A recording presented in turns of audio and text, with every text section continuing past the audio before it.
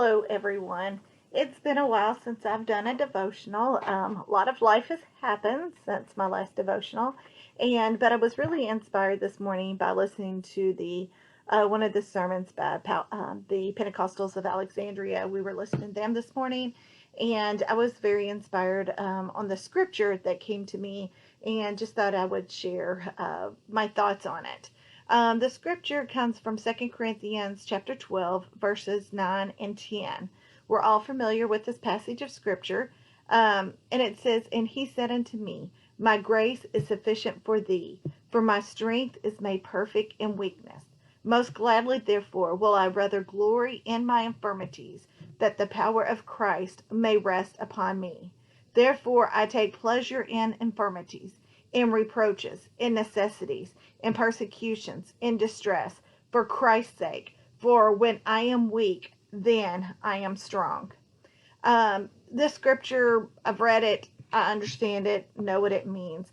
But until you go through life situations, certain scriptures just doesn't have the meaning that it would as in other times. And dealing with my parents' car accident for the last 10 weeks and a 5-time rollover crash, and taking care of them. And there was so many times when I was weak, I was helpless, um, did not know if we were going to lose them or not, more in the beginning, and um, very, very weak. My faith was weak. My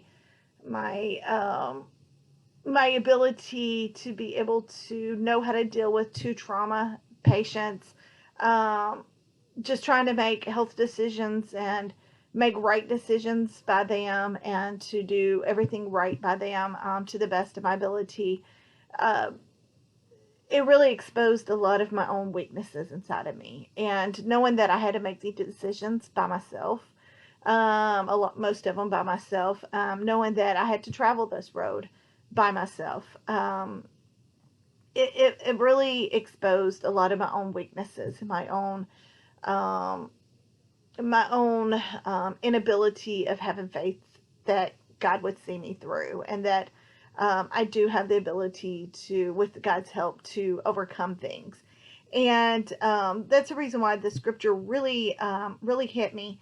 And because it says that God's grace is sufficient for us. And there's been so many times God's grace has been there for me, and I've seen it over and over again. There's so many miracles involved in this, where God has shown His grace, His faithfulness to us.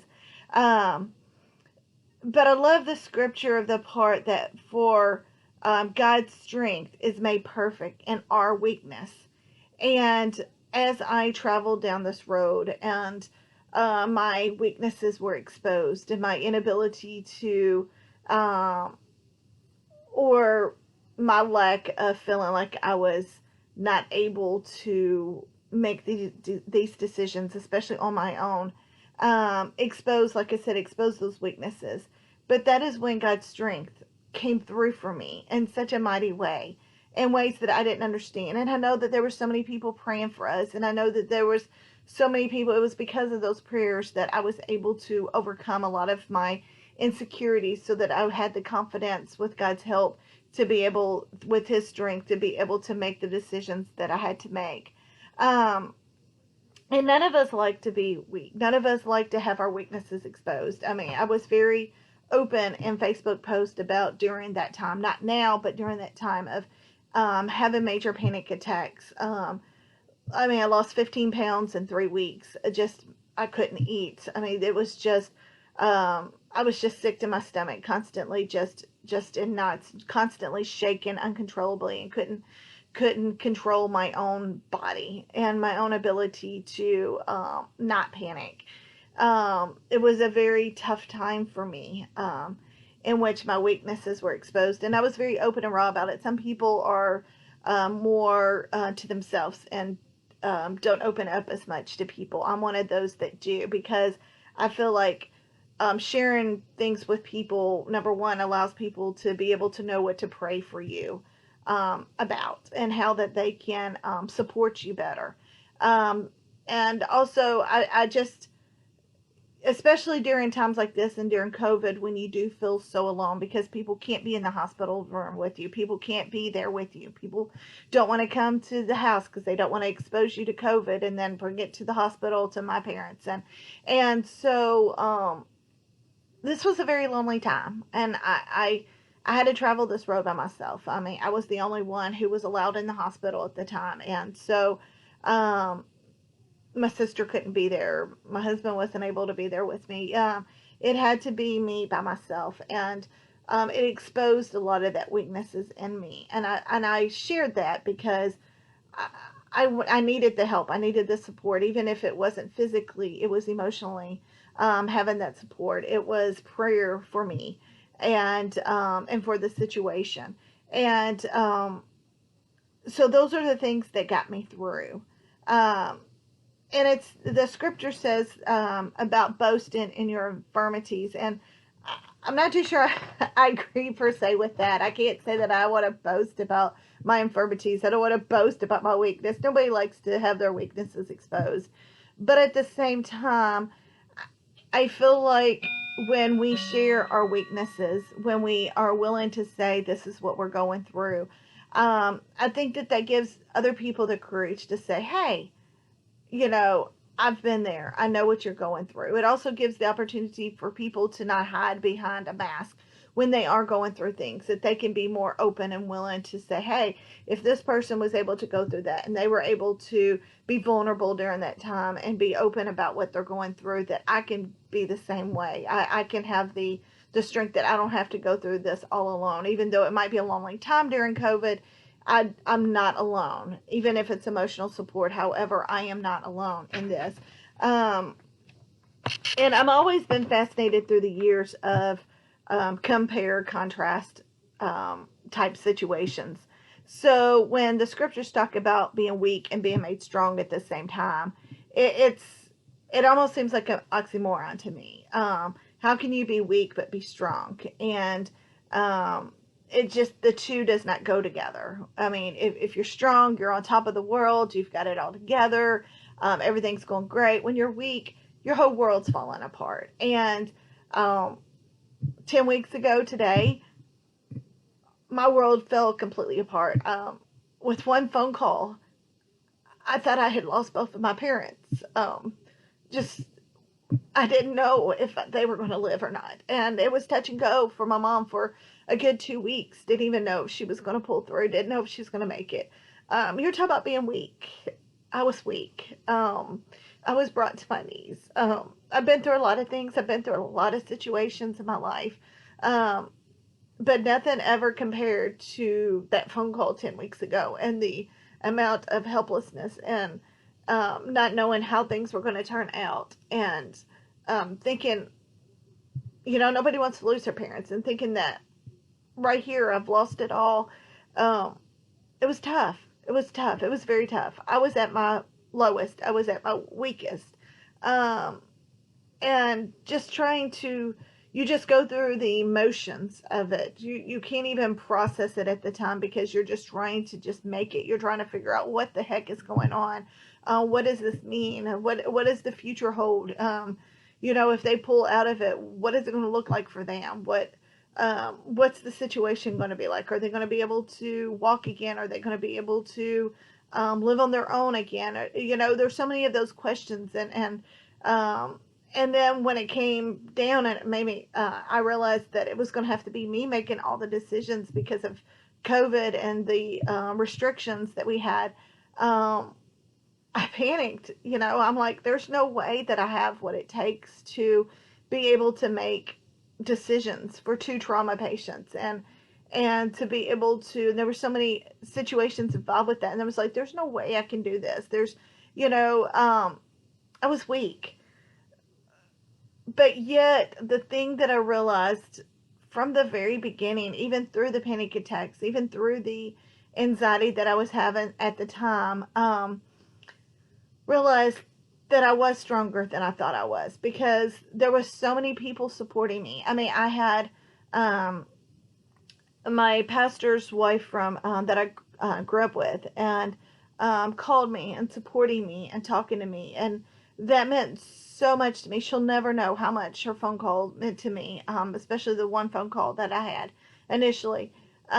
Just that support, just that strength that I gained from that, from my spiritual leader. And there were several others. Her son, which was my youth pastor for many years, contacted me on several occasions, supporting me, just letting me know I'm doing a good job and that they're praying for me. And some of the other spiritual leaders in the church and stuff who called me and encouraged me, and it gave me and let me know that they were praying for me and stuff, and that when I was talking to them about some of the decisions I was making, and to be able to know that they agreed with my decisions and felt like I was making the best medical decisions for our parents. And I felt the strength. I felt God's strength there, and I felt strong. I felt more powerful, um, in my ability to be able to handle this. So it was like at my weakest, I did become my strongest.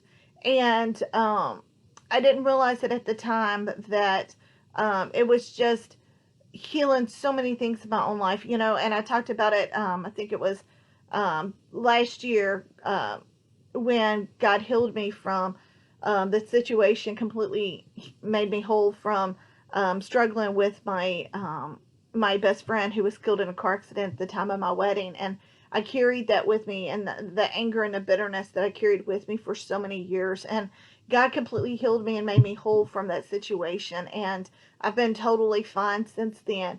And I think another part, though, of my spiritual journey was that I just lacked that belief. There's that scripture, Lord, I believe, but help my unbelief. I always felt like I had that unbelief. I believed. I always believed. I know what God can do, and I know I've seen God do so many different things. But I held that unbelief in my heart that He could do it for me, that He would be there for me. Why that is, I don't know. God's never given me a reason for that. It's just my own personal unbelief and my own setbacks within my mind and what I allowed Satan to tell me. And but through this car accident and through the things that has happened, God has, I really believe that God has healed me from so much of that. And I believe He's made me whole from so many different things. Some things I can't mention on Facebook or on video, other things I can. But it's like, I feel like God's healed me from so many of these things and made me whole. And I feel like that unbelief is gone. It's like, hey, God's got this. I believe now. It's like, not only do I believe, but my unbelief is gone. And I just know that God's going to see us through the rest of the way. We're not totally clear from everything. I mean, I'm still taking care of my parents, and I'm still, we still got a few weeks left, and I'm facing back surgery now. So, I mean, there's just different things going on. Life is still going to go on, but some of my other circumstances in my life, they're still there. They're not going to go away anytime soon. But that unbelief is gone. And I feel like through this, having my weakness exposed before God, before everybody who sees me on social media and around me, they saw me at my weakest. They saw me at, when I was down at my worst. I mean, 10 weeks ago, I was at my worst. And I mean, I was just at my weakest. Yet, the strength that has come from God, the strength that has come from the people of God who's held us up in prayer and has supported me, emotionally, even when they couldn't be here physically, that support has been so much to me. And I am strong now. And so, and the scripture says, my grace is sufficient for thee. Truly, God's grace is sufficient for all of us. God's grace is there for us. It's just, when we reach out in our weakest points, He brings His grace to us. He exposes His grace. He willingly gives it to us, and all we have to do is open up. Even in our weakest, we just have to say, God, I'm here.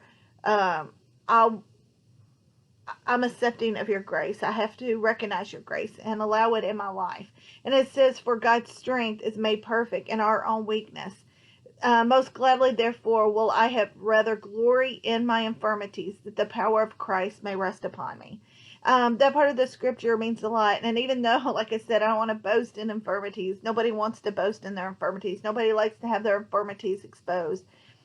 But it is only through our weakness that the power of God is shown in our lives. I don't know why this accident happened. I can't tell you why it happened, why God allowed it to happen. Yet at the same time, um, through this, I really believe that there's a reason why God allowed this to happen, even though that hasn't been exposed yet, even though we don't know the reason why. God allowed this to happen, and I believe His purpose and His will be confirmed at some point through this.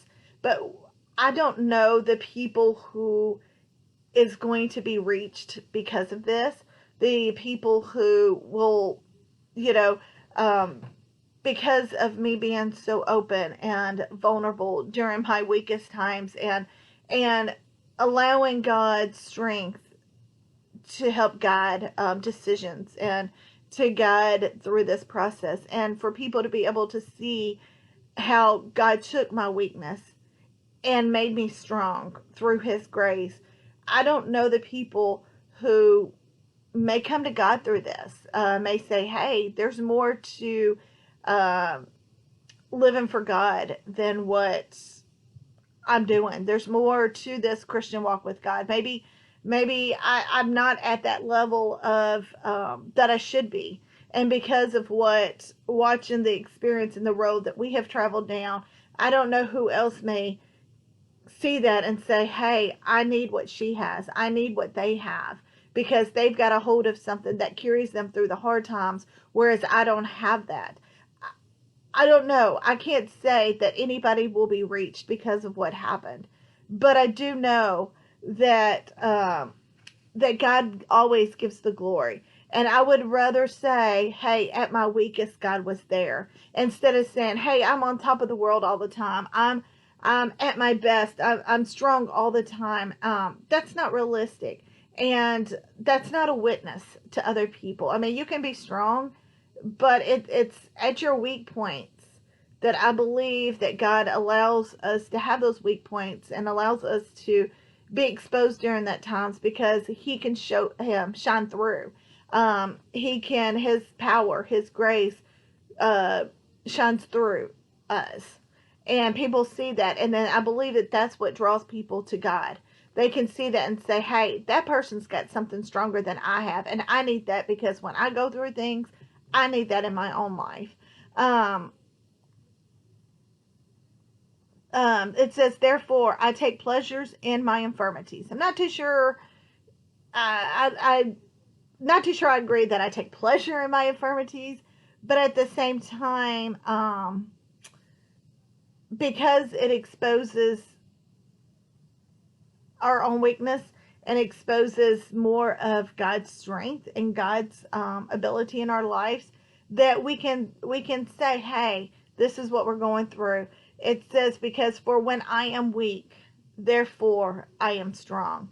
And I just want to leave it with that, because when we are at our weakest, we are really at our strongest in God, because that's when God shines through the most. God can't get the glory when we're on top of the world and on top of the mountain. I mean, we've heard it all of our lives in church and stuff, that, everybody wants the testimony, but they don't want to go through the test.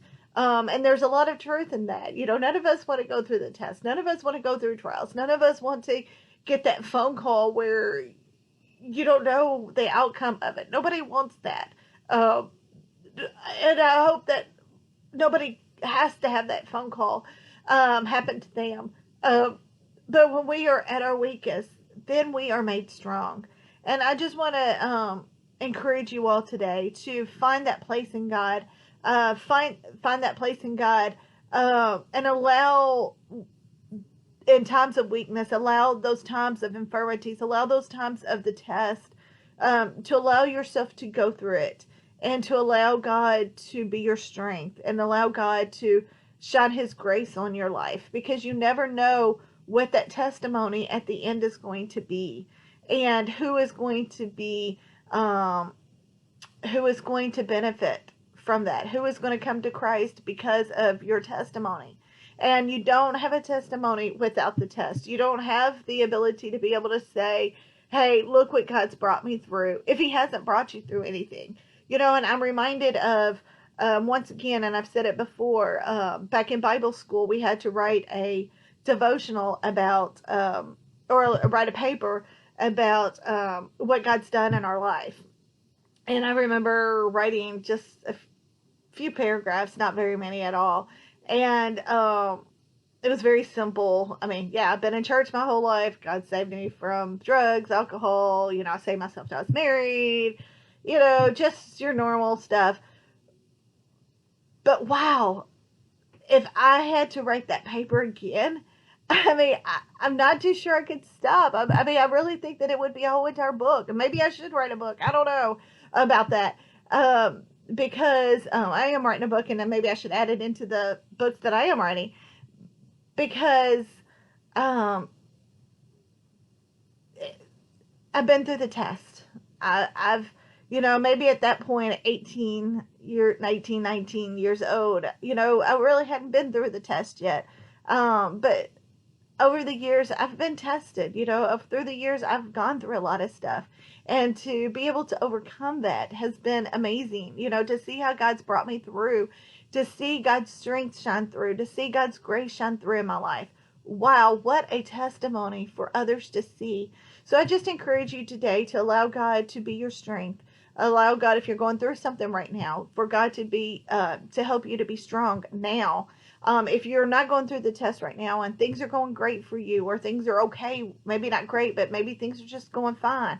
It won't be too long. You're going to have something happen, and you're going to be tested. You're going to go through the fire. And I just encourage you to find that strength in God, to hold on to the anchor that holds tight. We never know how tight our anchor is until we're tested. And I encourage you to find that place in God. It's during the mountaintops that we get what we need, so that when we have those times of testing, and when we have those infirmities come in our life, when our boat is being rocked, that we have that anchor that holds us. We're solid. I mean, I could have let this take me down. I could have let this, say, God, why would you do this? I'm angry with you. I could have used that as another time to fall back into what I fell back in when I was getting married, and my best friend had died at the same time as my wedding, and I fell into that dark pit of God, I'm angry with you. You should have never, I saved myself to marriage, and look, you ruined my wedding. I allowed myself to get into that pit. Should not have, but I did. And this was another time in which I could have allowed myself to get into the pit. God, you're causing me to lose my parents, both of my parents at one time. I don't even get to say goodbye. I don't even get to hug them, kiss them one last time. And, I could have allowed myself to have gotten in that pit. Fortunately, we have a good outcome. Fortunately, they are making it. They're fine, and they're going to fully recover, or mostly recover. So, so fortunately it's not having a bad outcome for us, but, we didn't know that at the time. But at the same time, I could fall into that same pit. But because God had made me whole a little over a year and a half ago, I'm able to go through this trial now and be able to say, hey, God's got this. God's got me. I'm strong. I'm weak, but I am strong through him. So I encourage you to find that place and allow that to be your stronghold during difficult times. Have a good day, everyone. Bye.